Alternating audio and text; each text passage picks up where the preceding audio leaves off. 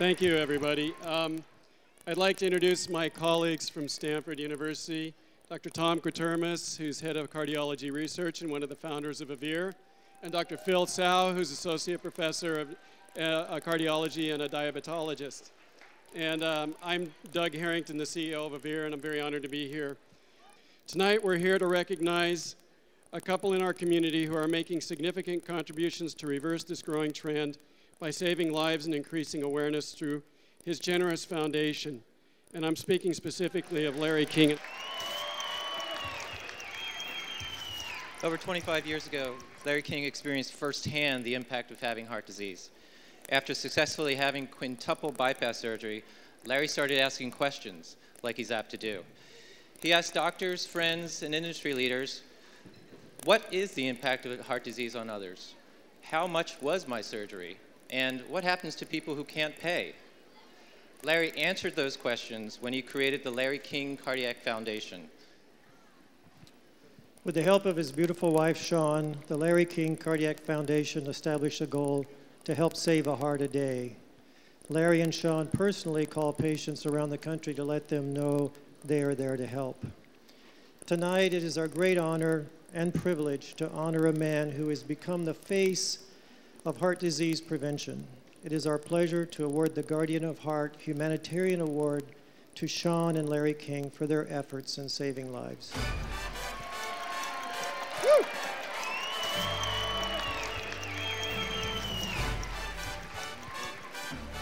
Thank you very much. Thank you. Thank you. Hey. I was just talking backstage. 25 years ago, this week, I had a heart attack. I was living in Washington, D.C. I had a pain in my right shoulder. The doctor didn't know what it was, and they said, you better go to the emergency room. I went to the emergency room, and the pain went away, and I thought I'd go back. I was smoking a cigarette, by the way. And I put the cigarette out, and I was lying on the bed, and the doctor says, listen, I think that pain's going to come back.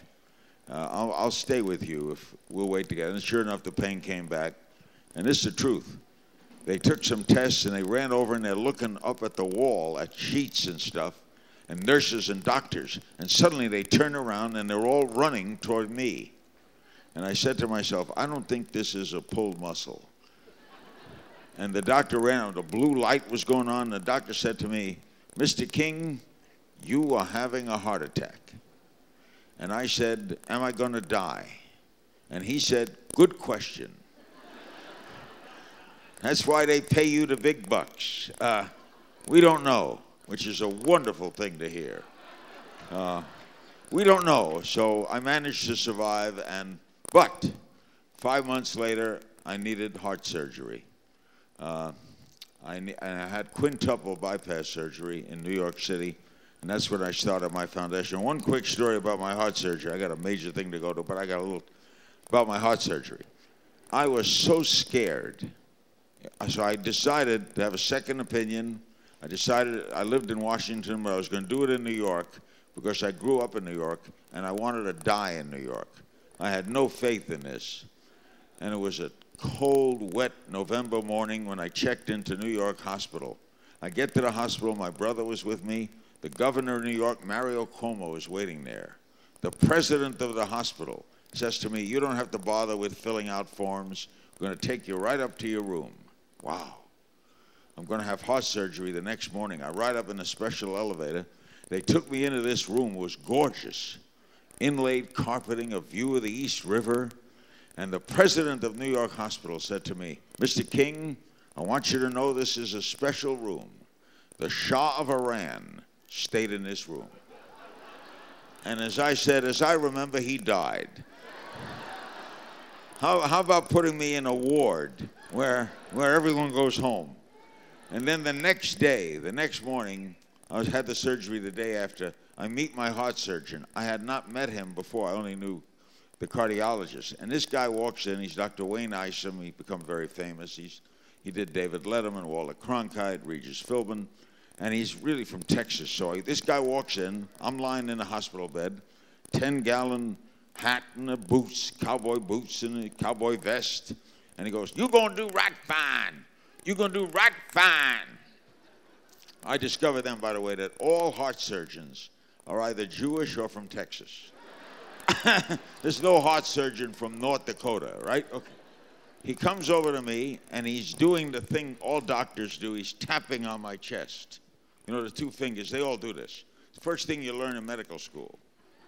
Tap the chest. I look down, I swear to God, he had no right thumb. My surgeon has no right thumb. So what do you say in that situation? So honest to God, this is what I said. "You know, doctor, I have had this habit since I was a kid. When I meet people, for some reason, I count their fingers. And with you, I get to 9. And he explained that there was an accident when he was a kid, and it made him ambidextrous, made him a better surgeon. By the way, that night I dreamed that while he was shaving, he cut his other thumb. But I came through it well, and a little while after that, I got to thinking. Some friends asked me what it cost for that heart surgery, and I didn't know because it was covered by insurance.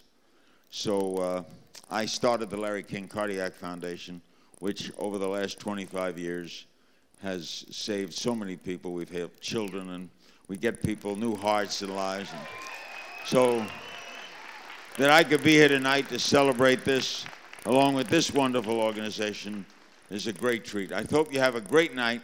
I will honor and treasure this. But one quick story. I spoke once for the City of Miami Police, and at the end of the night, they gave me a certificate making me honorary chief of police of the City of Miami, honorary. 2 days later, I'm driving down the street. I make a right-hand turn.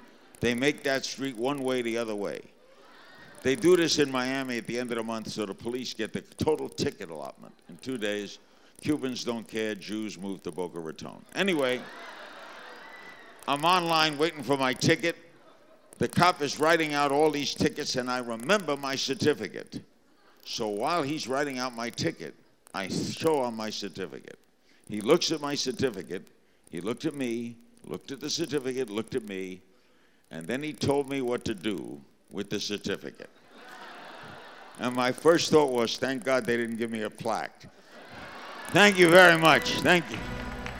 Anything I can help for heart, it's nice to be honored, but it's more important to get rid of this, hopefully, disease. People could know that there was a heart attack coming. There's so many things you can do. Well, the Guard of Heart and Avera Board of Directors would like to present a check for $25,000. We try to save a heart a day. That's our goal.